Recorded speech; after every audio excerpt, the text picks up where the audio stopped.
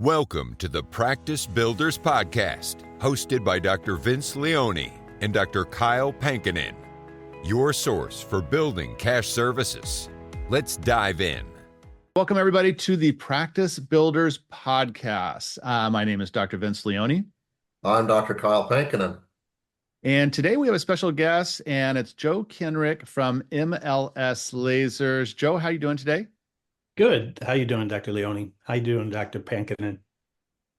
Doing great. Fantastic. Great to have you here. Yeah, we're excited because we're going to talk high level, lasers in general, but we'll also drill down into the MLS laser as well, because this is the laser that I use in practice and Dr. Pankinen uses in practice currently. And so it's really by and far our most recommended laser.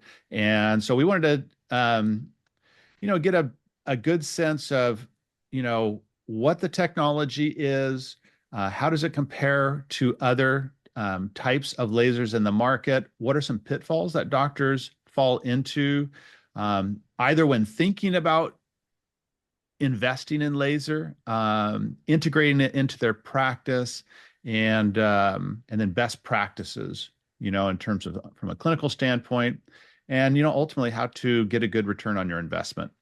Mm-hmm. So I think that should be a good kind of intro and even a pro level to lasers. So let's go ahead and dive in.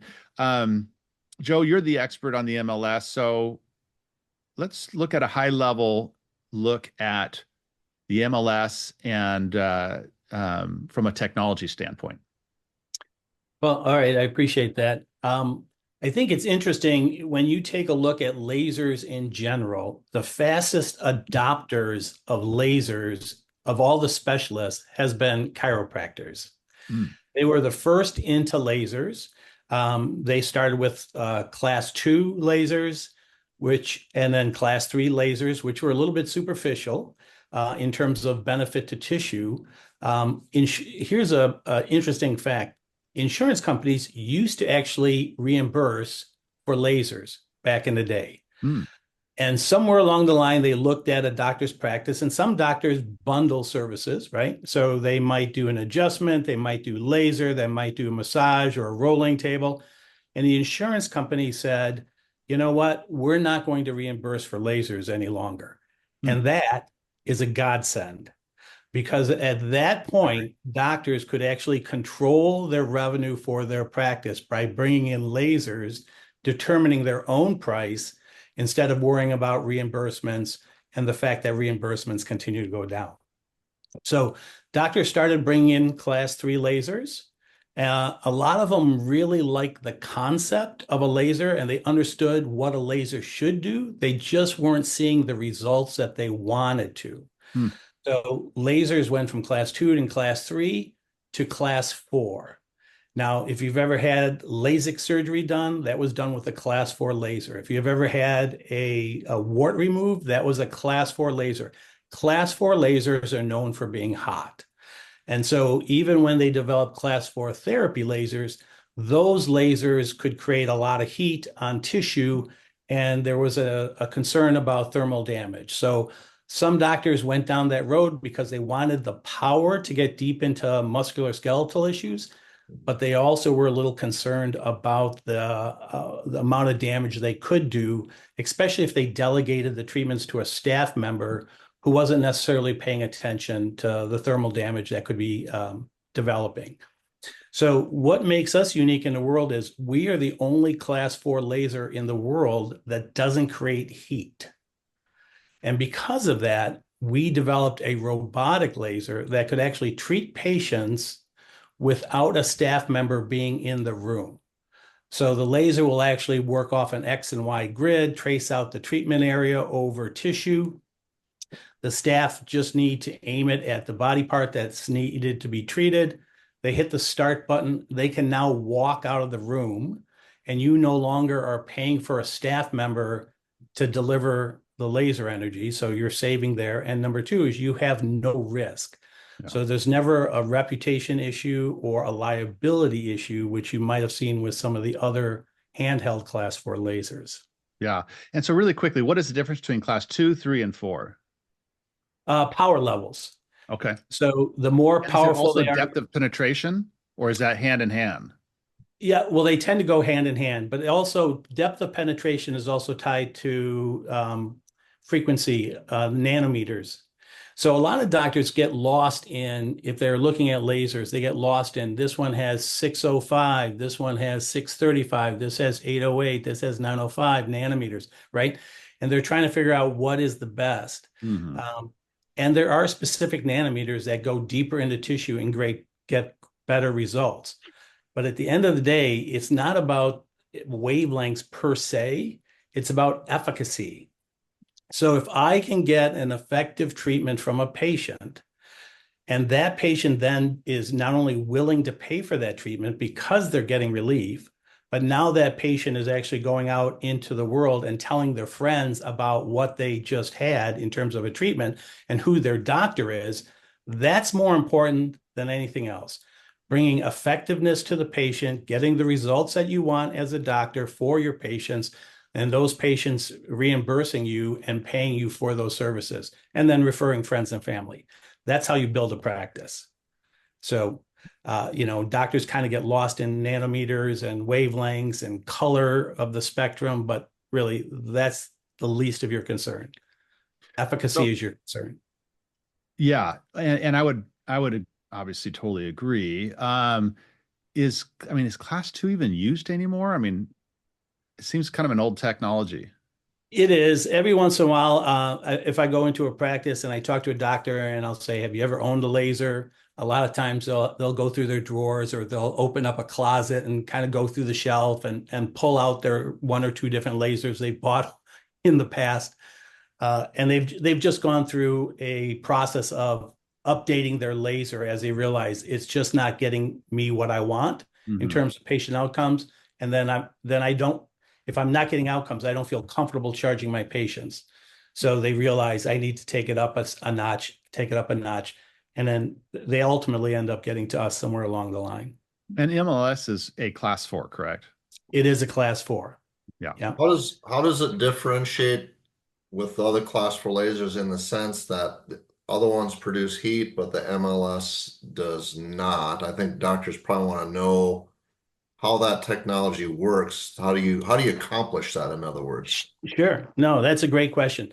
So we use two different wavelengths. One is super pulse, which means it's up to used to be 25 watts of peak power. With the new M7, we're now at 50 watts of peak power. And then 808, which is on half the time, off half the time. This would be a good time for a graphic, but if you can visualize the sine wave of a light pattern, right? So you have the hill and valley of a light wave. All of the energy is being delivered on the front end of that wavelength. So all the energy is being delivered on the front end. The body responds as if it's been heated, but the second part of the wavelength, the valley, allows for thermal relaxation. So we put energy into the body, and then the body has time to relax and release energy before the next pulse comes with more energy. So every once in a while, you'll feel, patients will say, I feel a little warmth, but when they put their hand on the treatment area, they realize, oh, there's nothing there, right? So for most patients, they're not going to feel anything.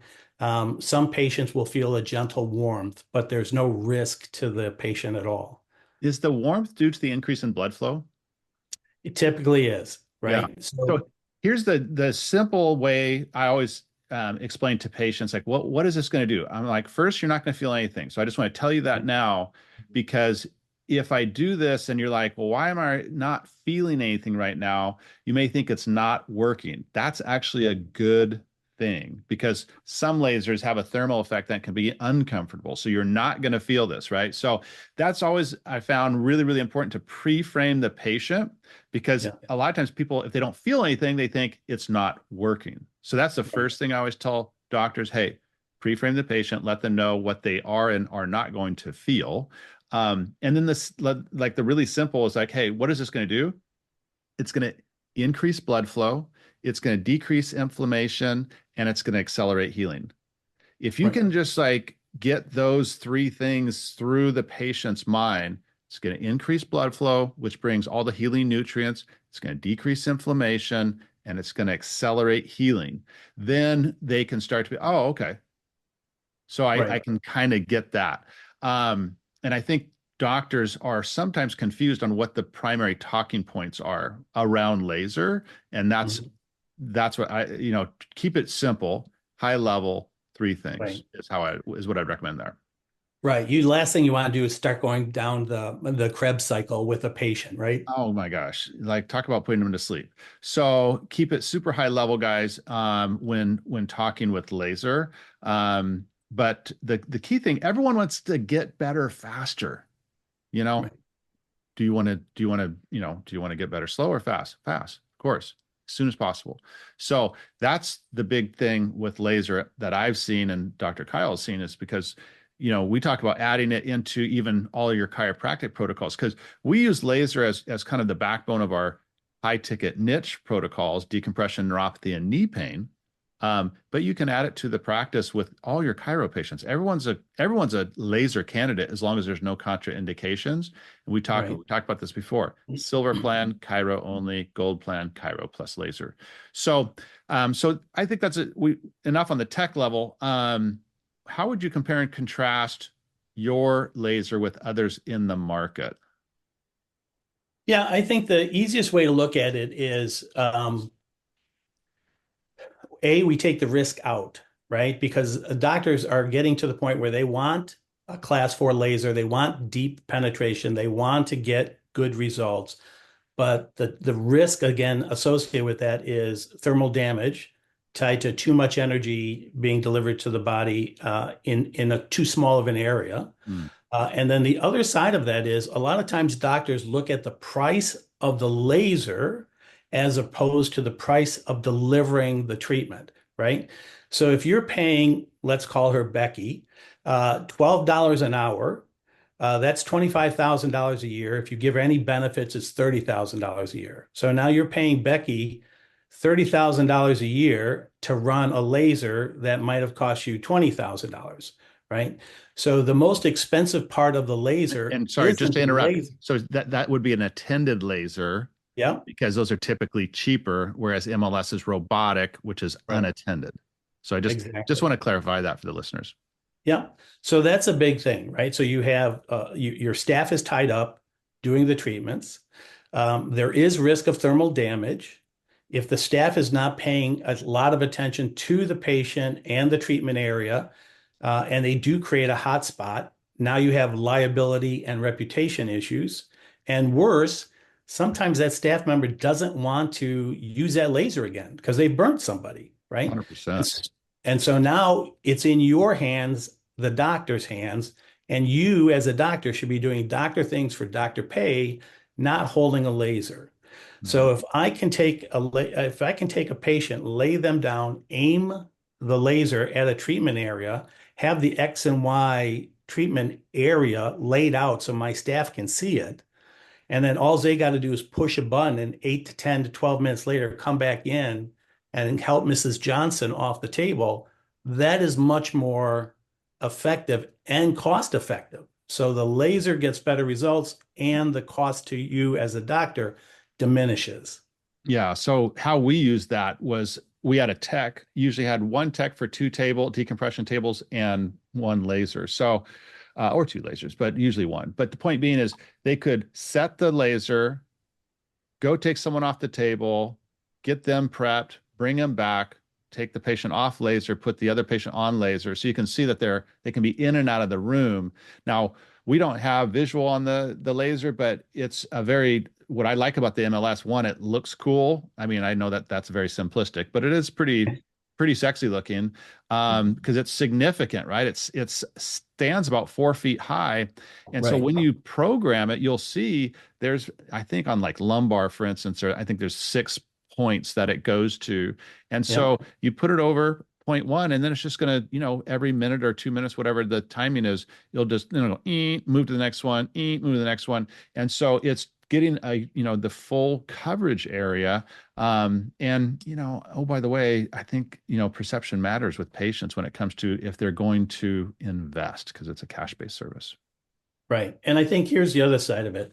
Getting great results is tied to dosing, right? So we've all doodled somewhere along the line. We've all scribbled. If you can imagine yourself with a 3x3 square of paper in front of you, and you're just trying to color in that with a pen, you would recognize that some areas would be white, some areas would have one loop of ink, and somewhere in the middle would be a high density of ink, right? That's a visual explanation of how treatments are done with a handheld laser, right? So Becky is just going back and forth over tissue. But what she does on Monday is not what she does on Wednesday, is not what she does on Friday. So the dosing is constantly changing. And more importantly, there's a hot spot. So even if she doesn't get to the point where she's raised temperature enough to burn the patient, most of the energy is getting in one small area. So your dosing is not controlled. With the MLS, you actually have a 3x3 grid, and it starts in the corner, and it's going to treat back and forth throughout that grid, and get the results that you want. And the dosings are exact, whether it's Monday, whether it's Wednesday, whether it's Friday, whether it's Becky and then Sally on a different day. The treatments are going to be the same. And you can adjust the size of the treatment area appropriately. So a knee might be 3x3, whereas the lumbar might be 4x6. Right. That is super important to me, right? When you're trying to kind of systemize your delivery and your outcomes, having the same dosage on a regular basis. Dr. Kyle, what do you feel like are some of the pitfalls doctors fall into when thinking about investing in a laser and then actually integrating it into their practice? Yeah, so the biggest pitfall always is the financial hurdle, and I think Joe did a great job of addressing that. If you have a robotic laser, that staff is freed up, you're freed up to work on other things. And so your bottom line is you can run more people through therapy. And if you have more than one laser, which I reckon almost every doctor I've talked to that got the MLS laser, once they got one and revved it up in a sense and started using it on people, they almost all like, oh, I need a second one, because the revenue that they're generating on one and the patient satisfaction, the patient success rate just demands they need a second one, and they're happy to get a second one because they see the results, they see their bottom line increasing. And we started in 2016 with one laser. Now we're up to 5 lasers. And I know Dr. Leone had 4 in practice, and it snowballs year after year. So don't worry, people are listening. If you're investing thousands and thousands of dollars, you'll easily recoup that if you use it right. And that's the big other pitfall, is doctors need to realize, as Dr. Vince said, that every patient that walks through your door, basically, with few exceptions, is a potential laser candidate, especially in a chiropractic office, because they're coming in with some kind of pain 98% of the time. And whatever you normally are doing up to this point in your practice, just add a laser into it, in your package, and you're going to see your results improve, and you're going to see your bottom line improve. So the pitfall is the laser is sitting in the corner and gathering dust because you're not recommending it. So if you recommend it, people are going to do it, and they're going to love the results. I think really quick, another thought on that is pitfall wise, they get a little scared on the price point, but they don't really think about, am I keeping up with the general community and being at the forefront of healing? So in other words, it's $1,000 a month for the laser, right? Until it's paid off. And obviously there's different price points, but it's usually like $1,000 a month.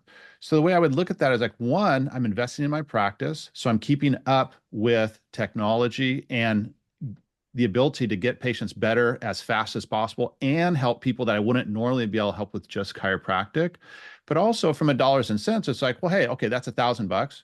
well, if you charge $100 and you're doing 12 visit plans on like, just your regular shoulder, knee, neck, that type of thing, well, shoot, I mean, you could be at 5x your monthly very, very quickly and easily if you just start recommending it with your normal chiropractic flow.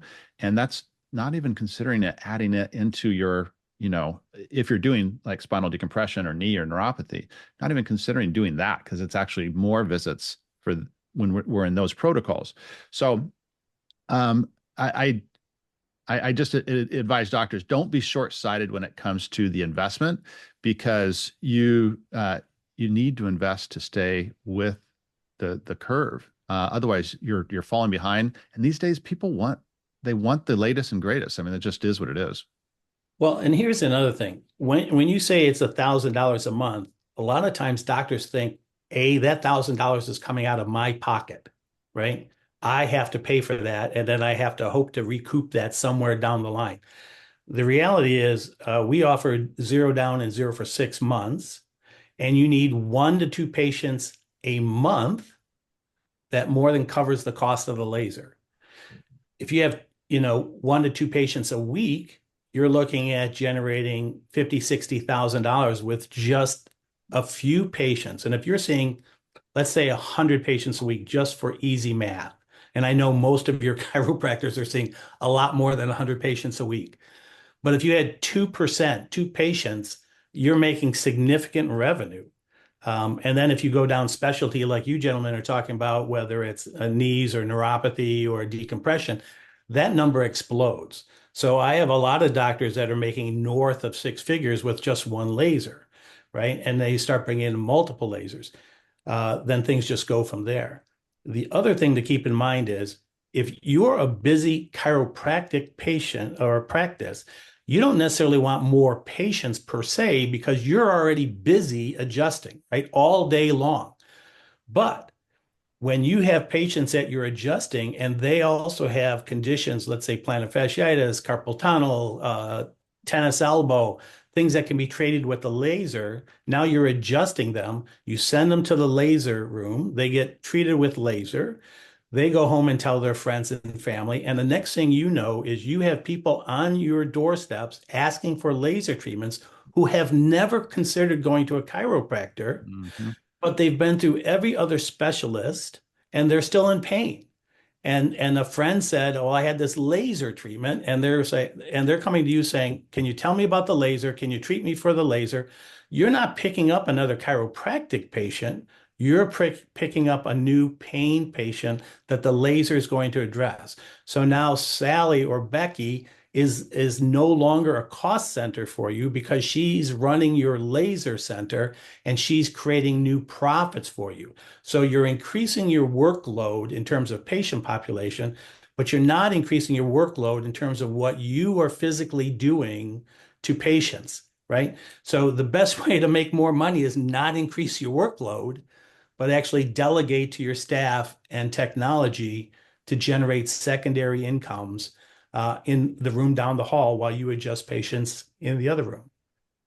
Yeah, I mean, Jay Abraham said it best. He's like, the easiest way to make or to increase revenue in any type of business is add an additional service and offer it to your existing patients, clients, customers, whatever. Yep. And so this is actually a true passive revenue stream if you can, have the staff to do it. Right. So that's a good segue into kind of best practices of how to integrate this. And the first thing I would say is you need to be thinking of it as its own little business within the business, right? So that you can say, hey, so it's going to, the investment is X per month, and then so-and-so is going to be running it. And then what do I need to do to 5 or 10X that particular investment? And it's very easy to do. So that would be my first thing. Cause like Dr. Kyle, we've been, obviously working together for a long time, and he knows his stats. Like he knows exactly how much he generated in revenue in 2023 in just laser. So right. That would be the first thing, is really identifying and thinking of it as a separate revenue stream. So you have chiropractic, and this is how we work with clients. Okay, we have chiropractic, we have decompression, we have laser. And so that way, you can think of, well, what's my total target revenue? Say it's 100,000. Well, I want 50 to be chiro, 25 to be decompression, or 25 to be laser. Or if you're like, well, I want to work less and make more, I want 25% to be chiro, 50% to be decompression, and 25% laser. That way, like Joe was saying, you can, you can add revenue without adding work, because that's our whole thing, right? We want with our niches, it's like, hey, staff, systems, and technology is going to deliver patient care. So then it's less wear and tear in the body and time too. So Dr. Pankinen, what is another best practice in terms of integrating laser into a chiropractic practice from your perspective? Yeah, if you can get one staff, we have one main staff person, and her name happens to be Sally. Is it? It is Sally, and she is a godsend, Hilarious. and she just embraced the laser, the technology, and she just loves it. She watches videos about the laser and on YouTube and stuff, and people receiving it and testimonials and stuff. But the bottom line is, if you can get one strategic staff person behind it, and that's your laser gal, your laser tech, and she's talking about it to patients when they're having laser and explaining the things we talked about, what it does to the body, and answering questions they have about it, and telling other people about the patients about so and so patient, this, they had the same condition, they got better from it, and it snowballs. And the laser, you're right when you say patients will come in and they don't even sometimes really want to even see me. They say, I want that laser that I saw, or that my friend Right. told me about, my neighbor told me about. And I'm like, oh, I'm not insulted by that at all. I'm like, great, hey, go back for laser then. And it's the revenue that you can generate off of that is tremendous. And so in our clinic, we have one gal that's our primary laser gal, and she has another one that works with her, helps out, but we just kind of made that her baby. Right. She just took it and run with it. And and so as a doctor, I don't even touch the laser. Right. It's all staff driven. Dr. Kyle doesn't even know how to turn it on. Well, hopefully you know a little bit about it. So, Joe, from your perspective, what's another good best practice for integrating laser into a practice?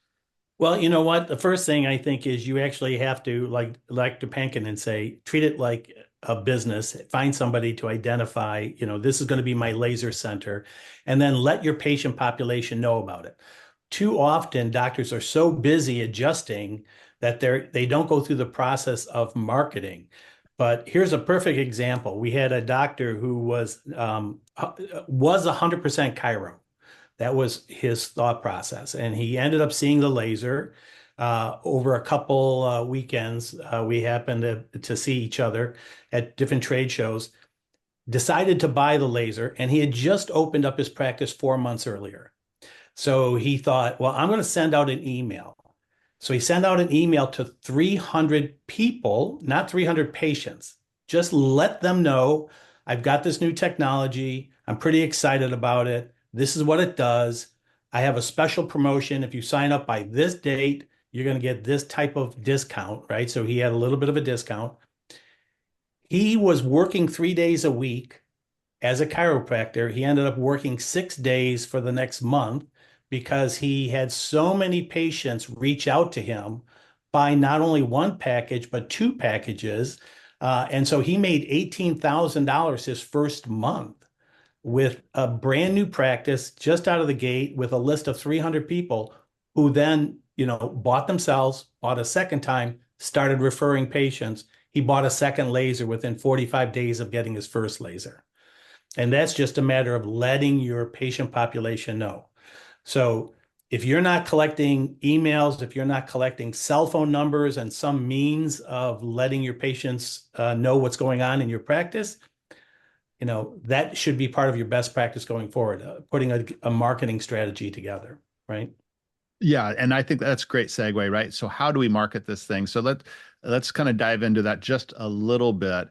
I think, email marketing is great for this. And I would say that everyone should be, as Joe said, you should have all your patients' emails and phone numbers on some type of deliverable system, right? Some type of CRM, whether it's Active Campaign or Go High Level or Review Wave or whatever. So, and the easiest way like when you first get the laser, what we do with our clients is, we go to ChatGPT, we say who we are and what we do and how we help. And we say, we have this new technology called Deep Tissue Robotic Laser. Can you write me 3 emails and 3 texts? And so then we send that out like a Monday, Wednesday, Friday. And you can have some type of special offer. But that's the first thing, right? Is like Joe said, like let your patient base know that you offer it. And then I think, Joe, don't you guys also give some good signage that you can put into the reception area? Because Dr. Schaffer, he's a client of ours, and he's in Naples, and he just bought an M7 at this Decompression Summit in September, and he hasn't done anything except put a sign in the reception area, and people are just asking for laser. Yep. So we bring in brochures, we bring in a wall sign, we bring in pop-up banners, and we also have a DVD that has other doctors and other patients talking about lasers. So if you have patients waiting in Joe, what's a DVD again? I haven't seen a DVD in years, but that's great. I mean, whatever. So I'm sorry, go on. I had to. No. You can also get it more digital if you'd like it. But the point is, while patients are waiting in the waiting room, they're hearing about the laser. They're hearing about doctors and patients talking about their results. So then as soon as they see you, the question is, can the laser help me for this doctor, right?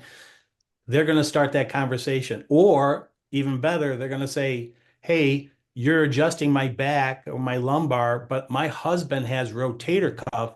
That laser talked about treating him. Is that something he could do? And now here she's, Mrs. Johnson's bringing in her husband who's never had chiropractic work, but he wants the laser treatment because he's got a bad shoulder. Mm-hmm. Right? I love that. I think the signage is like the easiest thing in the world. It's like if you're seeing like 20 new patients a month, and you just put a sign in the reception area that, it's professional looking and it's like, hey, ask about this laser. You're going to get new patients. I mean, it's just, are you going to get new laser patients? Let's specify. You're going to get new laser patients just from signage alone. You add in email marketing. You start adding it to your chiropractic, your silver and your gold plans. Those are the 3 things that I would do, before you run any Facebook or Google ads or anything like that. Do those cheap and easy things, and you will start making money right away. You'll create kind of some momentum in the practice. So start to get some results, and you will get excited. You're like, oh my gosh, I can't believe these patients are getting these results. And so when you're excited and your team is excited, then that energy translates to patients, and it will grow from there. Yeah, go ahead. So one of the easiest ways to market your practice is the laser is actually invisible to the naked eye, but many cameras on cell phones today can pick it up, right? So if you take the patient's phone and you point it at the treatment area and you let them see what the laser actually looks like through video, and you video the laser treatment, they'll move their phone out of the way. They'll look at their knee, let's say, and they can't see the laser energy. They put the phone in front of them again, and there's the laser energy, right? So now they are armed with an image of the laser. They're getting results, and they go and start talking to their friends on Friday night at the bar, on Saturday at the picnic, and Sunday at church. They're telling all their friends that they're getting a treatment with a laser for their knees. And look at this. Well, where did you get that treatment? Oh, Dr. Pankinen, right? So it becomes a marketing piece that your happy patients are using to grow your practice, and it costs you nothing. Just take their phone and video the treatment area. Yeah. That is a phenomenal recommendation. And by the way, Dr. Schaffer did that, and he got patients from it. So it's people just like, I think, it's like the curiosity factor, combined with actually getting results, I think, is how that,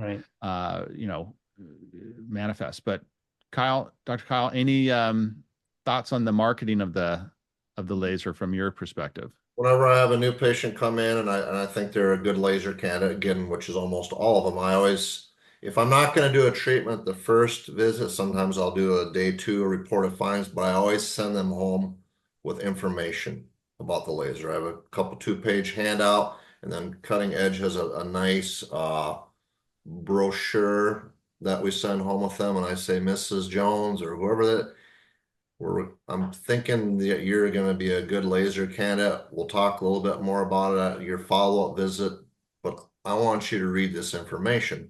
And it goes through, if it's going to be a 6-visit protocol, a 12, a 24, common questions about the laser, a little bit detail about how it works, but they read that, they read the brochure, they come in for their second visit and they're like, it's just 80% of the time, let's go with that laser, Dr. Kyle. And Right. you recommend it to them with confidence. And the other final piece I would say is this. I've been keeping statistical track of every single laser patient I've treated since 2016. And year in and year out, it never fails. The success rate is between 85 and 91%. So you can confidently tell a patient, whatever we treat with the laser, your odds of success are in that range somewhere. And to most people, it's like, well, that's better than anything I've been offered because I've tried a whole bunch of other things and it hasn't helped me a whole lot. So if you have this technology that can produce these kind of results, and you tell it to them as a doctor with a degree of confidence because you've seen it, you know it can work, more times than not, they're going to agree to whatever package of treatment that you're offering them because they see real hope that it's going to really help them. Right. Yeah, 100%. So we're going to wrap up here in just a second. Let's talk about price points. Joe, what do you typically see range-wise of what doctors are charging per visit? We see anywhere from $50 a treatment, and then you put in a package of 6 or 12 or 24, like Dr. Pankinen said. But I also have doctors that are charging $115 per treatment. So really, it's a wide open range.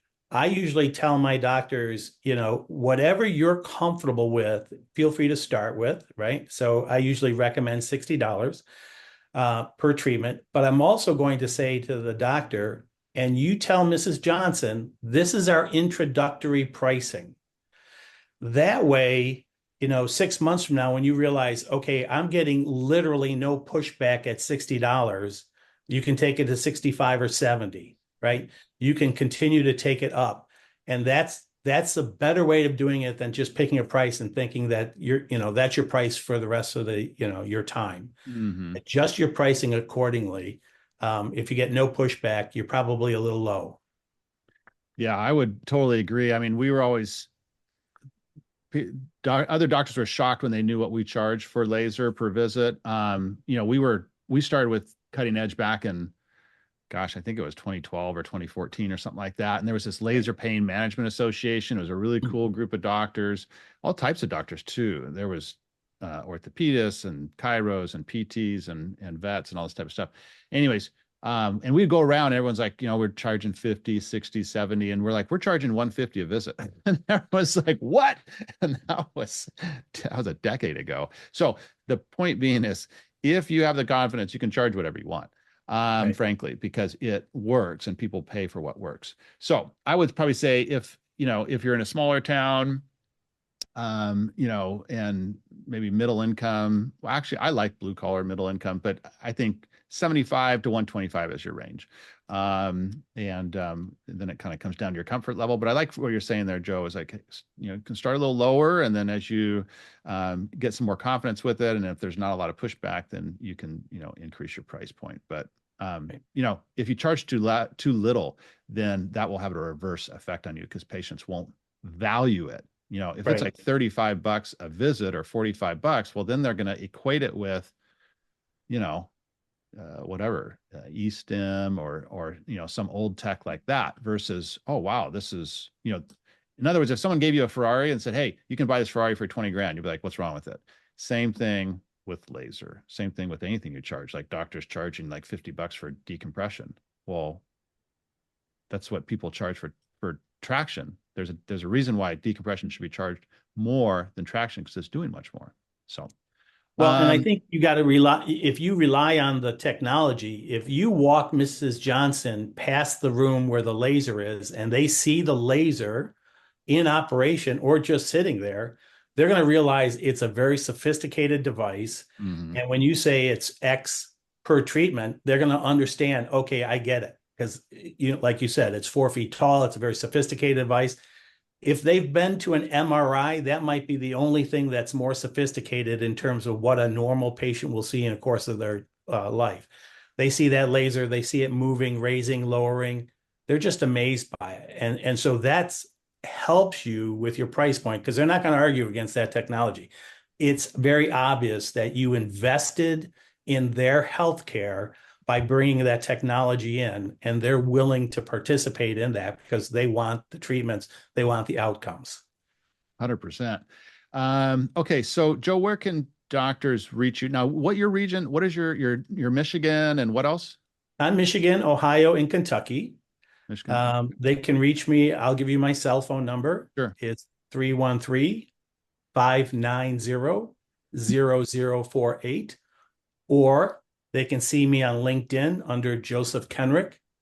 I do a lot of videos there. I'm very open to talking to doctors, answering questions. So feel free to just reach out and connect with me there, and I'm happy to talk to you. Yeah, absolutely. And if you're outside of those states, you can always, send me an email at support@drvince.leone, and I always connect them with Harold, the co-CEO, and he'll always get kind of best terms, best prices for you. So, Right. Any parting words? Go to you, Dr. Pankinen, first, on laser therapy, and if, why, when doctors should think about adding it. Yeah, I just have seen it in my own practice. I'm in a small town, 850 people, and our laser part of our practice has been one of the biggest parts of our growth. It's the centerpiece. And if you're in a chiropractic practice, you already have all the patients you need in your door that are laser candidates.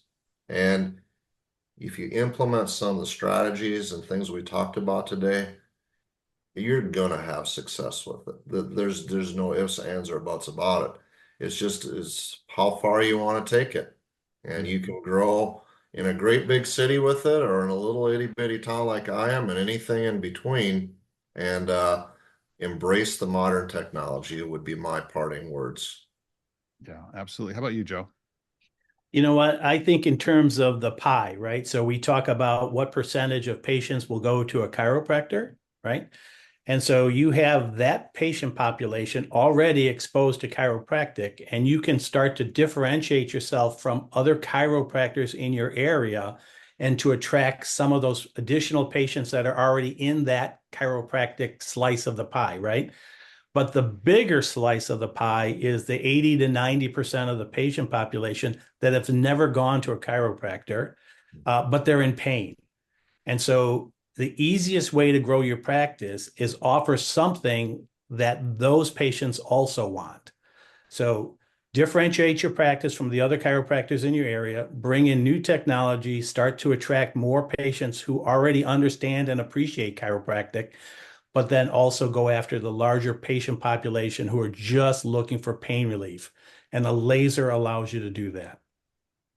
Yeah, 100%. And I know from my perspective, when we added laser, because we were heavy decompression and neuropathy, when we added laser, the biggest thing for us was the clinical outcomes. Because when you're doing heavy decompression, you get some pretty significant cases come through. And so we were able to help more people and get them to a higher MMI when we added laser. And then with our neuropathy patients, which is, if you don't know, it's a very tough niche you're just getting very sick people. We got in, significantly better clinical outcomes when we added in the MLS to that protocol. So what that does, what it did for us, it increased confidence from the doctors, it increased confidence in the team. Patients got better results, and our practice just continued to grow. And so to me, it was and remains a no-brainer. So let's wrap it up there. So Joe, thank you so much for joining us today. We really appreciate it. Dr. Kyle, thank you for your time today. And so that will wrap it up for this episode of the Practice Builders Podcast, where we focused on laser therapy and the MLS in particular. Hope this has been helpful for you, and we'll see you all on the next episode. Take care.